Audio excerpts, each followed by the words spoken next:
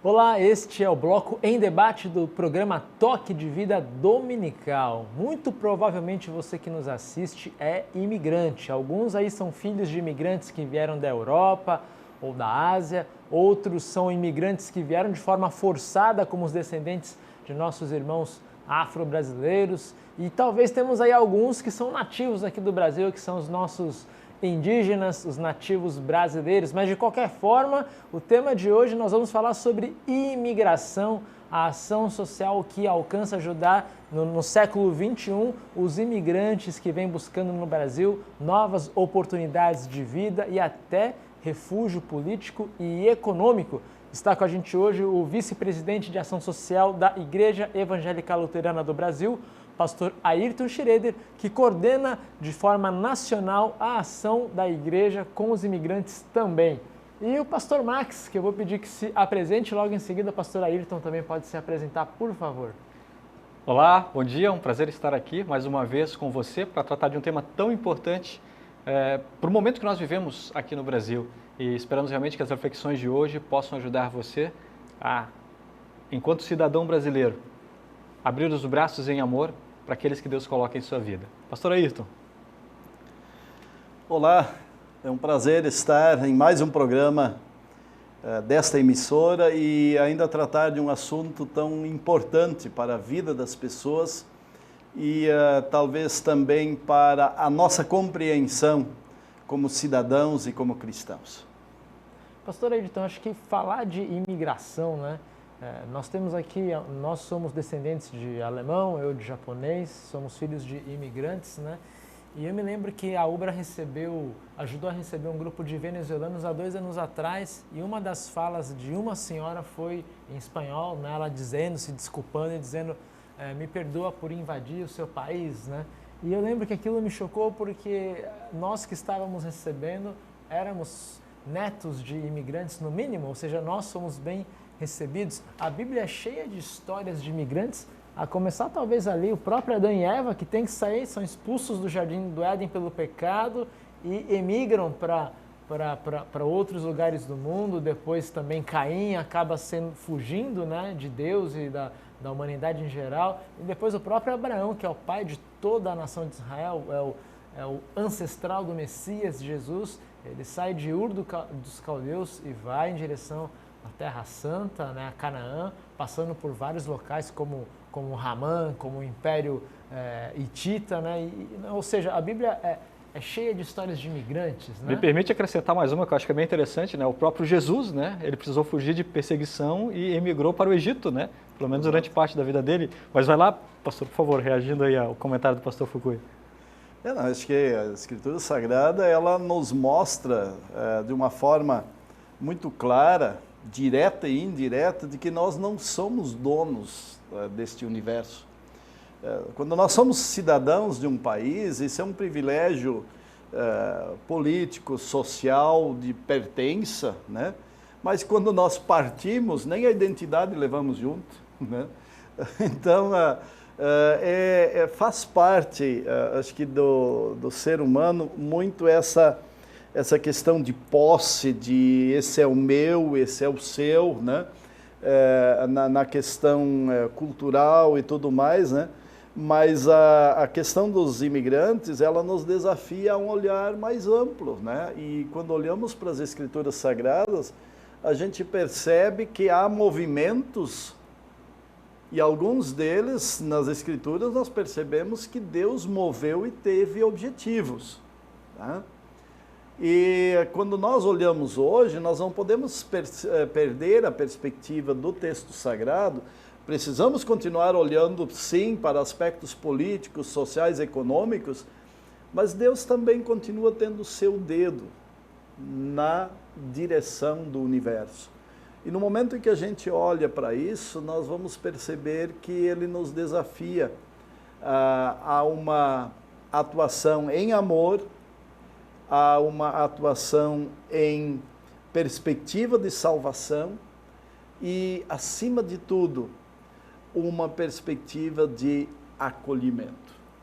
Acho que esses são aspectos importantes e, como vocês mencionaram, a gente quer olhar para algumas questões concretas, o ser humano ele precisa ser respeitado, ele precisa ser protegido, mas ele precisa ser promovido a ser autônomo e integrado para não se sentir deslocado.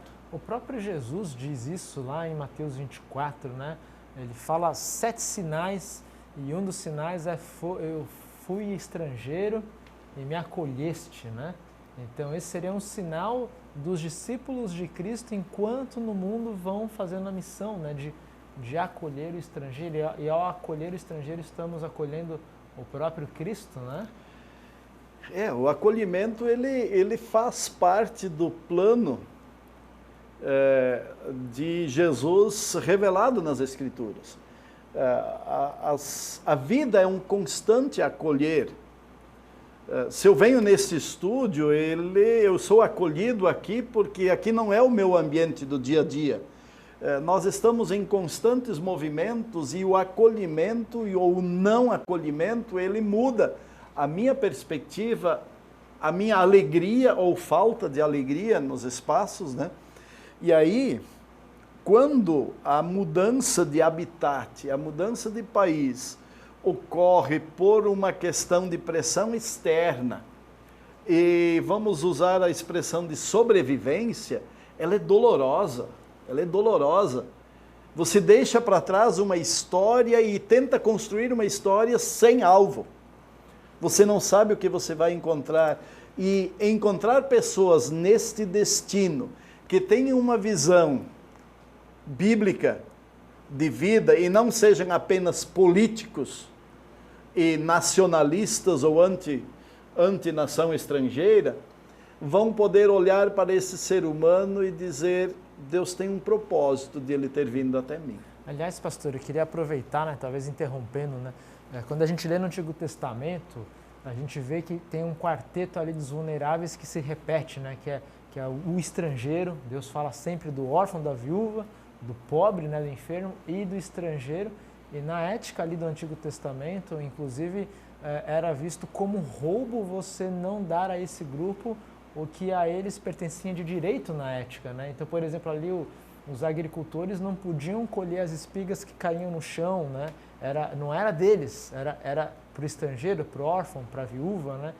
Pensando nesse modelo do Antigo Testamento que Jesus, querendo ou não, usa no Novo Testamento, né? Que ele fala para amar o próximo e não só se preocupar em dar o dízimo, né? O que seria hoje nós brasileiros, ou pelo menos assim, nós brasileiros cristãos, o que seria nosso, que seria essa parte do que cai no chão, que é do estrangeiro, que a gente tem que dar, não é uma opção eu não ajudar ou não. O senhor conseguiria indicar para nós, olha, nós temos, é obrigação nossa, Deus mandou a gente ajudar esses grupos mais vulneráveis, e aqui no caso, pensando nos estrangeiros, nos venezuelanos, no caso, que vêm aqui ao Brasil refugiados? Vocês veem que a gente sofre quando a gente é entrevistado por uma pessoa inteligente, né? Daí faz uma pergunta mas muito, muito interessante. Como olhar hoje essa questão daquilo que seria parte do outro? Eu não teria uma resposta clara, mas eu poderia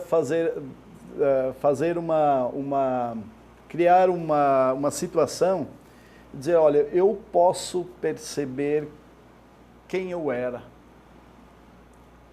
Nós somos, a nossa geração, nós viemos todos de situações muito mais difíceis social e economicamente. Eu não conheço a história de vida de cada um de vocês, mas nossos pais tiveram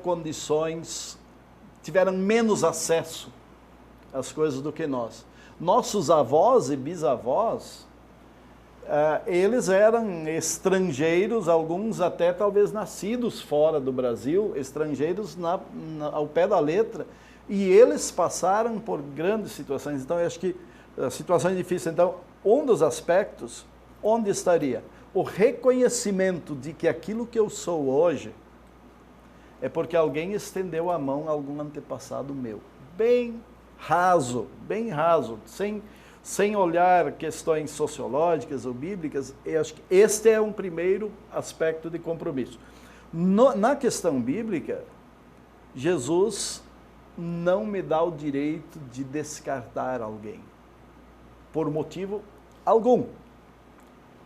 Neste sentido, aí eu não tenho para onde ir, a não ser obedecer a ordem de amar. Agora, como expressar isso no dia a dia? O estrangeiro ele tem uma questão de legalidade, de documentos. Ah, mas ele entrou ilegal. Sim, mas ele ainda é humano.